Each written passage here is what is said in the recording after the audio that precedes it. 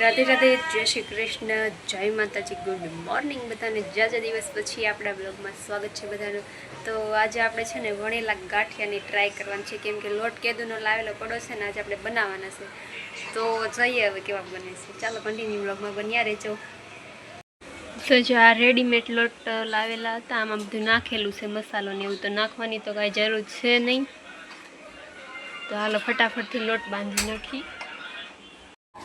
તો આમાં જો આપણે પાણી લઈ લીધું છે, સોડા ખાર નાખી દીધો છે અને તેલ નાખી દીધું છે. નમક નાખવાની જરૂર નથી, કેમ કે આ લોટ તૈયાર છે ને તો એમાં નમક નાખેલું છે ઓલરેડી. તો જો ખાલી આ સોડા ખાર લઈને, સોડા ખારે પણ નાખવાની જરૂર નથી, પણ તો મેં નાખ્યો છે આમાં. તો સારી રીતે મિક્સ કરીને પછી અંદર આપણે નાખી દેવાનું, પછી લોટ બાંધવાનો. તો જો આ મિક્સ થઈ ગયું છે અને જો આમ કરીને આ વચ્ચે નાખીને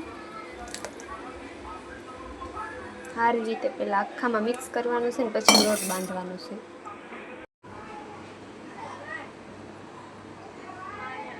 એલો ના